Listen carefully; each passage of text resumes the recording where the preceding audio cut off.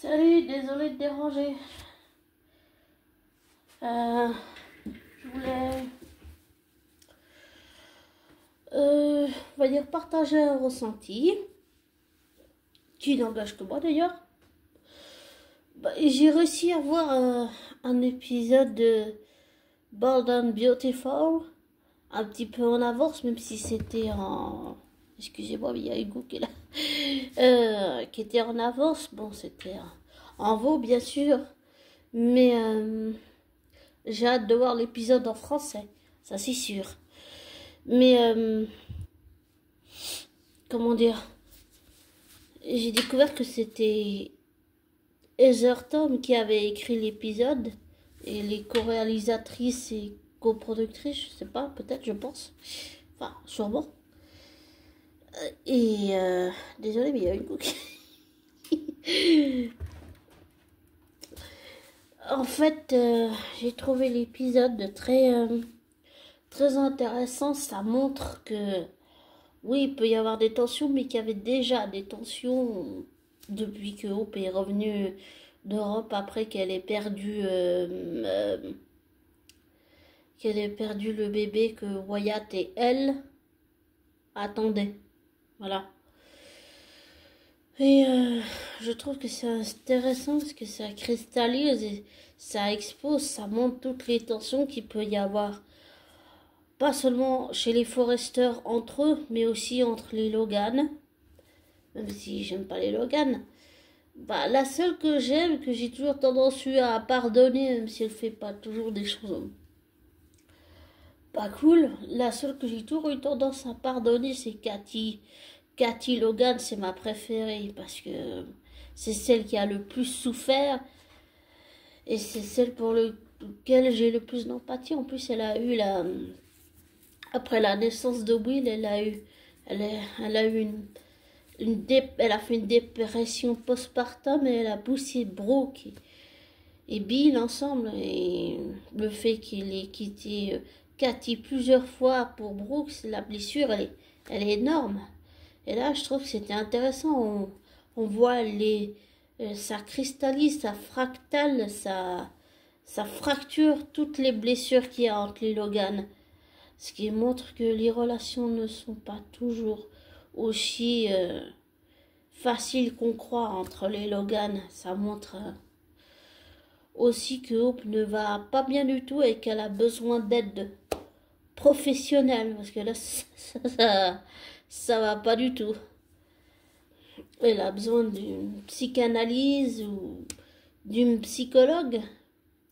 Bon, pas Taylor parce que ça irait pas, mais je pense que Taylor pourrait lui recommander une bonne thérapeute, psychologue et psychiatre. Ça, je pense que Hope a vraiment besoin d'aide. Et je sais que Steffi et Hope, c'est même pas qu'elles se détestent. Elles portent la haine que leurs mères ont en fait. Le fait que Brooke haïsse Taylor et Taylor haïsse Brooke, bah en fait, elles l'ont toutes les deux transmis à Steffi et Hope et ça se cristallise avec le ressentiment que Hope peut avoir envers sa mère. C'est vrai que ça aurait été bien une bagarre entre la mère et la fille, mais déjà rien que ça, là, j'ai trouvé que c'était un peu... Oui, c'est violent émotionnellement, mais ça montre que Hope va vraiment pas bien du tout et qu'elle a besoin d'aide professionnelle. Et je trouve que j'ai pu mettre les sous-titres. Avec les sous-titres, on voit ce qui est dit, ce que les personnages disent. Enfin, on lit surtout. Et en fait, je trouve que Cathy, c'est quand même... elle est spéciale, la Cathy, là. C'est... comment on va dire? Même si elle dit les choses clairement, tu sens qu'elle essaye d'être la médiatrice et être médiateur en deux personnes. C'est pour l'avoir essayé, c'est très difficile de tenir entre deux personnes qui ne veulent pas s'entendre. Très difficile. Émotionnellement, sur le plan psychologique et psychique et émotionnel, c'est très difficile. Par l'expérience, oui, je l'ai fait. La plupart du temps, ça peut se retourner contre nous quand on fait ce genre de choses. Même quand on veut aider quelqu'un et une autre personne. Mais Cathy a bien tenu son rôle de médiatrice qui n'est pas facile, c'est très difficile. Vraiment, pour l'avoir fait, c'est... À mon ancien travail, c'était difficile de faire la médiatrice, oui. J'ai essayé, mais bon, ça n'a pas marché. Et puis en plus, avec mon caractère de chieuse, d'emmerdeuse et de... j'écoute aux potes et j'écoute aux portes et je me mêle de ce qui ne me regarde pas. C'est l'image fausse que je renvoyais à mes anciens collègues de travail. C'est sûr que ça n'a pas aidé.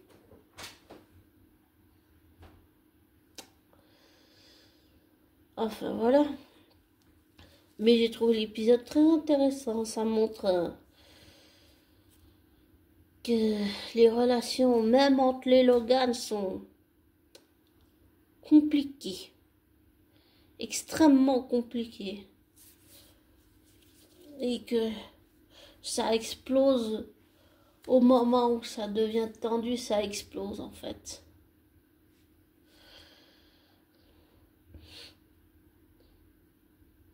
Et on voit tout le ressentiment de Bro pour sa fille et le ressentiment que Hope a pour sa mère. Mais je pense qu'elle a comme raison, Hope, quand elle dit que sa mère mérite mieux, peut-être, et qu'elle devrait être avec un homme qui la respecte et pas Ridge. Voilà, ça c'est sûr. Mais je pense que Belle donne, disons, une pas bonne image de la femme. Elle se fait humilier à chaque fois, se rabaisser pour plaire à un homme. C'est pas ça. C'est pas ça. C'est pas être, je veux dire, être une femme amoureuse, mais ça n'améliore pas l'image de la femme, c'est sûr. Mais j'ai trouvé cet épisode très intéressant. Et merci à Heather Tom d'avoir coécrit cet épisode. Il est vraiment super bien. J'ai hâte de le voir quand il sera doublé en français. J'ai vraiment hâte de le voir. Et puis aussi, il y a aussi le nouveau soap américain avec des familles riches comme les Dupré, Beyond the Gate. Et bah, je sais pas quand ce sera doublé en français, mais j'ai vraiment envie de voir de voir la série doublée en français, de l'avoir pourquoi pas sur la RTS, ce serait vraiment bien. Ce serait vraiment, j'ai vraiment envie de voir cette série. C'est bah, ça rajoutera à ma petite liste que je suis. Les Feux de l'amour, Amour, gloire et beauté, Beyond the Gate. Trois séries, comment on va dire, qui s'entrecroisent, mais comment? Trois séries très intéressantes. Et ça montre que même si tu es riche et célèbre, ça n'arrange pas les choses. Comme on dit, là, j'ai plus qui c'est qui disait cette expression.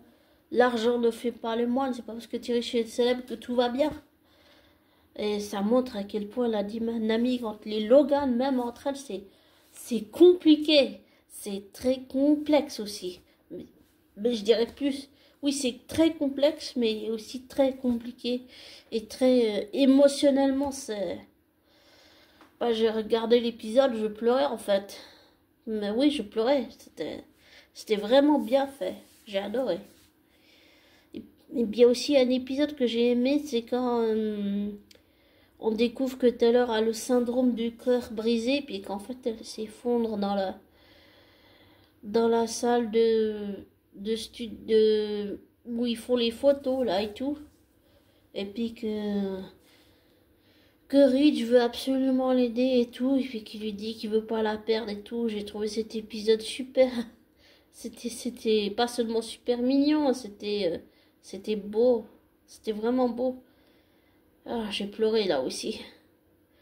Et malgré tous les critiques qu'on peut faire sur Rebecca Budding, elle se débrouille pas mal dans le rôle de Taylor, mais c'est vrai que je préférais vraiment Hunter Tylo, pardon, et Krista Allen. Pourquoi? Pour moi, Krista Allen, c'est la Taylor, c'est-à-dire elle ressemble vraiment à l'autre Taylor, à Hunter Tylo qui jouait le rôle de Taylor Ace Forrester.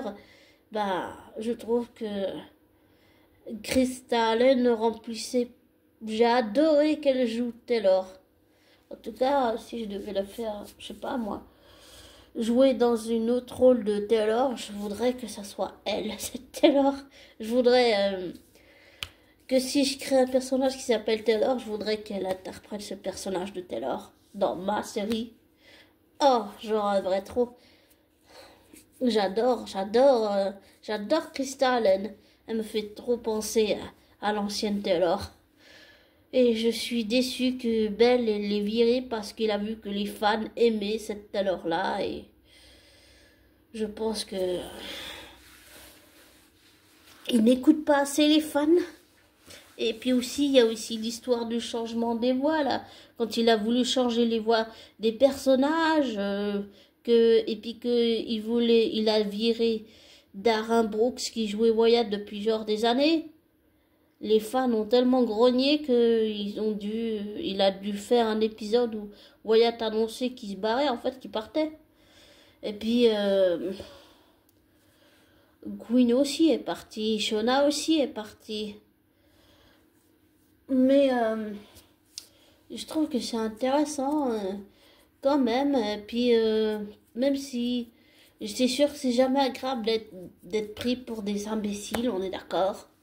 Mais il faut aussi reconnaître qu'à un certain moment, Bell peut avoir des bonnes idées et le fait qu'il laisse Heather Tom coécrire et produire des épisodes, c'est aussi très intéressant. En tout cas, je trouve que c'est très intéressant.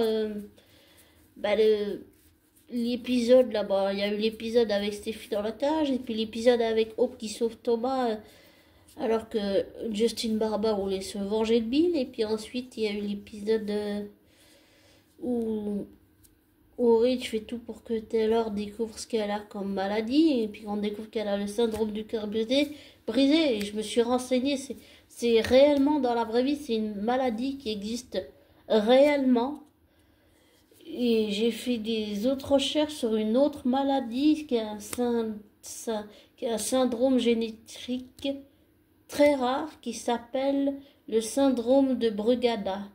Et je connaissais pas. Bah, en fait, en faisant des recherches sur le syndrome du cœur brisé, cette maladie qui existe vraiment, ça m'a amené à faire des recherches sur le syndrome de Brugada et je savais pas que c'était une maladie génétique rare qui existe réellement. Et c'était intéressant, très intéressant. Mais je dois dire, de ce que j'ai vu de l'épisode là, c'était vraiment, c'était puissant, c'était beau émotionnellement, c'était plein de tension, c'était un épisode comme j'aime bien regarder, ouais, j'aime bien ce genre d'épisode. Il y a aussi eu l'accident quand Bill et Brooke ont eu un accident de voiture, quand Steffi s'est fait enfermer par Luna, tout ça, je trouve que c'est très intéressant. Oui, c'est vraiment intéressant. Il y a quand même des bonnes idées malgré tout, malgré toutes les critiques qu'on peut faire à Belle. Et je suis d'accord, c'est jamais agréable d'être pris pour un imbécile ou une imbécile, enfin les deux. Mais il faut reconnaître aussi quand il y a des bonnes idées. C'est sûr, c'est bien de critiquer ou pas bien, non, j'en sais rien, non, pas forcément. Oui, critiquer, ok, mais critiquer pour juste critiquer et dire c'est de la merde à chaque fois, ça, non, pas d'accord. On peut dire, oui, de temps en temps, que certains épisodes, c'est de la merde, que ça va pas, qu'il faut réécrire, qu'il faut faire ci, qu'il faut faire ça. Mais il faut aussi savoir reconnaître quand il y a des bonnes idées, quand il y a des bons épisodes qui sont bien écrits. et pas toujours dire oh, c'est de la merde, c'est de la merde. Il faut aussi savoir apprécier ce qu'on nous offre. Voilà. Et je trouve que c'était... j'ai hâte de le voir doublé en français, mais je trouve que c'est un très bon épisode. Vraiment un très bon épisode. C'était intéressant cet épisode sur les Logan. J'ai bien envie de savoir la suite. J'ai même vu des sondages là où il y a une question qui demandait qu'est-ce que vous pensez de la fin du coup d'État chez Forrester. J'ai vu les votes là, il y en a beaucoup, il y en a la majorité qui pense que c'est peut-être pas fini, qu'il va encore se passer quelque chose. On verra bien. Mais épisode vraiment intéressant. J'ai vraiment hâte de le voir en français. Enfin voilà. Et comme toujours, ne te laisse pas influencer par moi, ne prends pas pour argent comptant ce que je te dis, fais tes recherches, tes vérifications et tire-en tes propres conclusions et désabonne-toi de ma chaîne, bien sûr. Et je te souhaite une belle fin de journée et je te souhaite de prendre soin de toi et je te souhaite une belle soirée. Ciao!